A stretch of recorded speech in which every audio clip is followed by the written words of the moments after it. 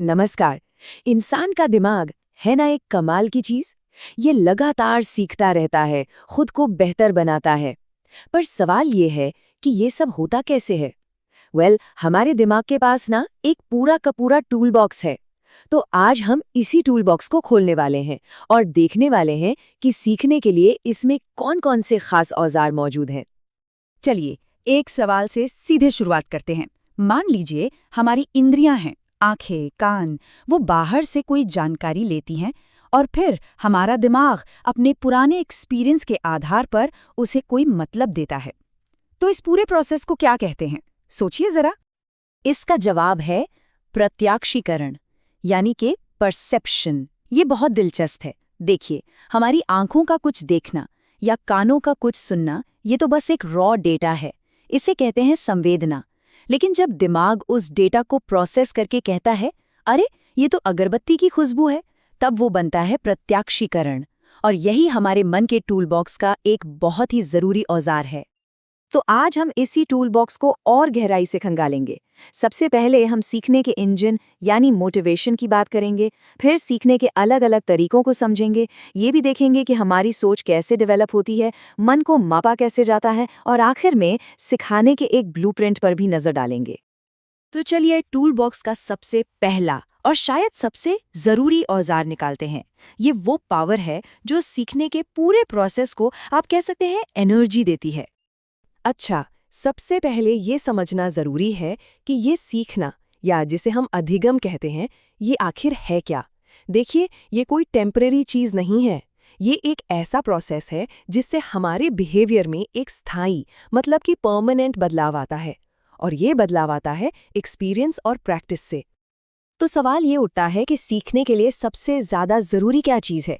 क्या वो किसी चीज में इंटरेस्ट होना है या सही उम्र? देखिए, ये सब अपनी जगह जरूरी हो सकते हैं, लेकिन जो एक चीज सबसे ज्यादा जरूरी है वो है अभिप्रेरणा, यानी मोटिवेशन। इसे तो सीखने की आत्मा कहा गया है।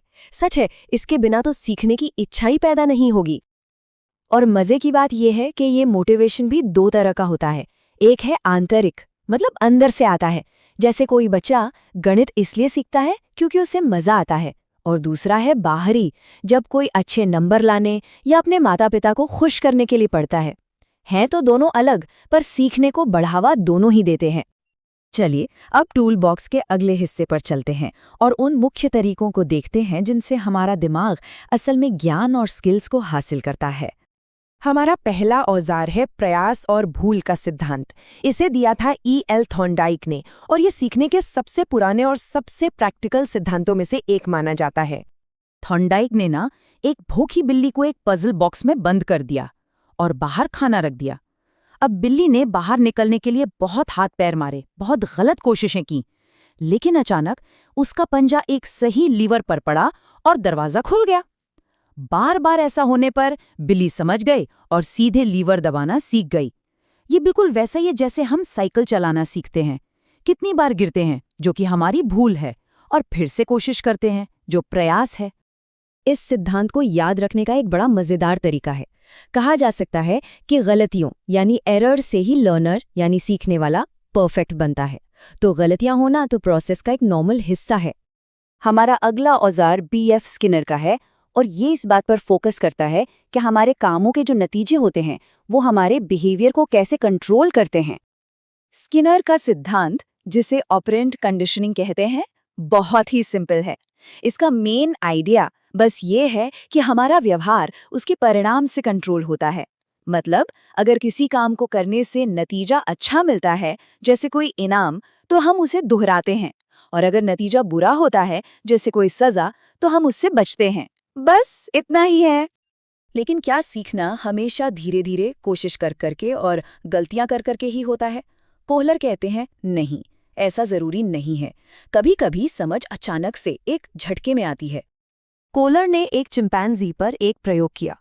चिंपैंजी एक कमरे में था और छत से केले लटक रहे थे, पर वो वहां तक पहुंच नहीं पा रहा था।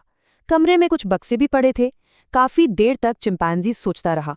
फिर अचानक उसने बक्सों को एक के ऊपर एक रखा, उस पर चढ़ा और केले ले लिए। ये था एक आहा मोमेंट। ठीक वैसे ही जैसे गणित का कोई मुश्किल सवाल हल करते करते अचानक से दिमाग में बत्ती जलती है और जवाब मिल जाता है।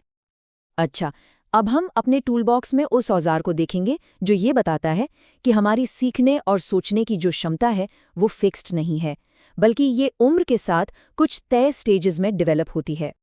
जीन पियाजे ने विकास के 4 कमाल के चरण बताए। सबसे पहला है संवेदी गति, जो जन्म से 2 साल तक चलता है। इसमें बच्चा छूकर, महसूस करके, मतलब अपनी इंद्रियों और एक्शन से दुनिया को सीखता है। फिर आता है पूर्व प्रचेतन, 2 से 7 साल तक।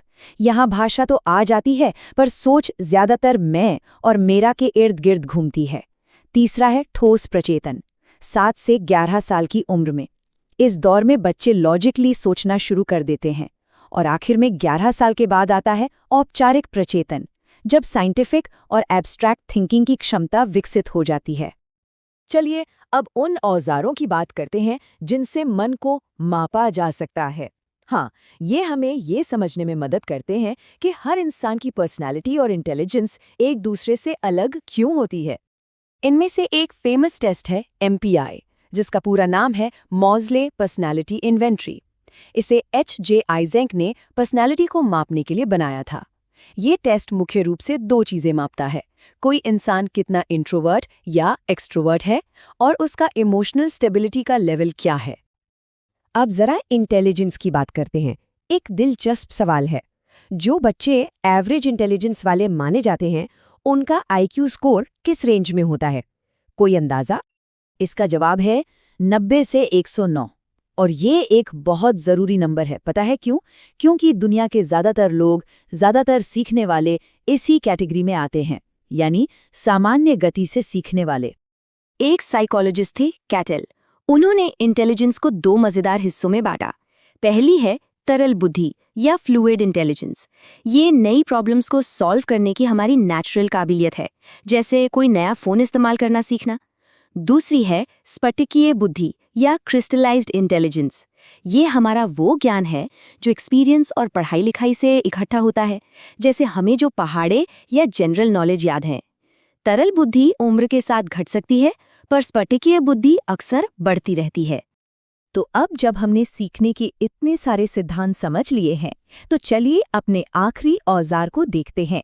ये हमें बताता है कि इन सभी साइकोलॉजिकल प्रिंसिपल्स को असल में पढ़ाने की एक प्रैक्टिकल योजना में कैसे बदल सकते हैं। हर्बर्ट ने सिखाने के लिए एक बहुत ही सिस्टमैटिक 5 स्टेप्स का तरीका दिया है। पहला स्टेप है तैयारी, जिसमें स्टूडेंट का ध्यान खींचा जाता है। फिर आता है प्रस्तुतिकरण, जहां नई इन्फॉर्मेशन दी जाती है। तीसरा और बहुत ज़रूरी स्टेप है संबंध, जिसमें नए ज्ञान को पुराने ज्ञान से कनेक्ट किया जाता है। चौथे स्टेप सामान्यकरण में एक नियम या प्रिंसिपल बनाया जाता है। और आखिर में है प्रयोग, जहां स्टूडेंट उस ज्ञान को रियल लाइफ में इस्तेमाल करके सीखता है।